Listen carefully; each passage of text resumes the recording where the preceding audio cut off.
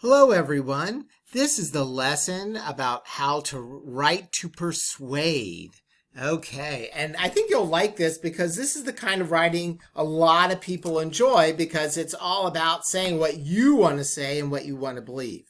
First of all, what does it mean to write to persuade? It means you're writing to convince someone to agree with you. This is a very valuable skill, especially for teenagers who often need to get their parents to agree to something they want to do or need.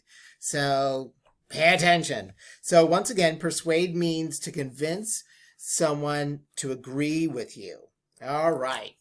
Well, in order to do that, you have to be clear that what you're talking about when you're writing to persuade is offering an opinion, sharing an opinion, and trying to encourage others to agree with you. So we had to talk about that basic thing. When we talk about, we had to talk about fact versus opinion first. So first of all, let's remember that a fact is something that you can prove to be true. Like 2 plus 2 equals 4. You can prove that. You can point to it. Okay? So a fact is something that is true and it can be proven. So the Empire State Building is in New York. That is absolutely true. You're not going to find the Empire State Building in Sydney, Australia, or Washington, D.C., or Buenos Aires. Instead, you're going to find it in New York because that is a fact. It's true and you can prove it. Then there's opinion. Opinion is something that you believe, which is why you want to persuade others to believe like you. So an opinion is a belief. So for example, it is fun to climb the steps of the Empire State Building. Having done this, I would challenge that. But it is an opinion, right? Somebody thinks it's fun. They were probably 12 years old when they said that it's fun to climb the steps of the Empire State Building. It's an opinion, okay? And people can have their opinions. They say opinions are like noses. Everybody has one. Okay. Now, how to write about an opinion? Yes, it's going to be in a paragraph, but the thing is, well, let's just do the obvious. First of all, you have to decide what you believe.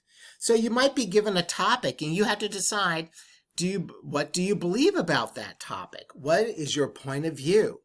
Then obviously your first sentence is you're writing a sentence, a topic sentence that gives your opinion. What's your point of view? Okay, pretty obvious. Now the next part is probably the most important part.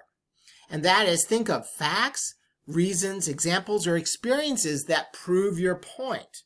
Okay, and this is the most important part because if these aren't good facts, if these aren't accurate facts, things that you can use as evidence, if these aren't good reasons that make sense, if they're not examples that match what you're talking about or experiences that are not relevant, you're not going to prove your point and someone's not going to be convinced and they're not going to share your point of view. They're not going to be persuaded.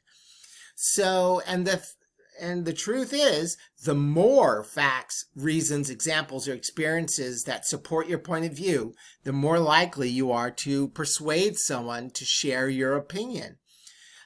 So here, it's not going to be the standard, okay, here's my topic sentence, here's my 3 detail or 5 detail sentences. If you want to persuade someone to agree with you, you're going to have to tell as many facts, reasons, examples, or experiences that prove your point as you can. Okay? You have to do that maximally.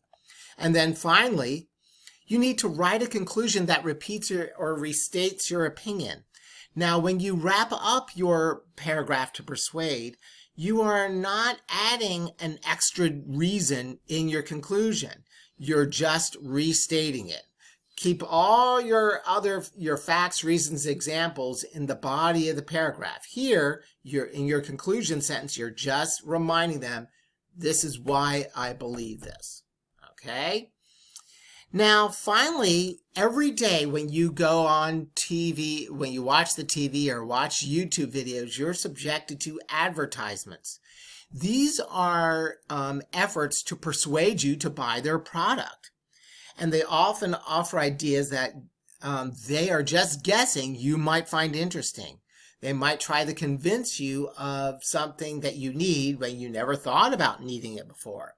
Certainly, they're going to promote their product or their service as something desirable, as something that you want.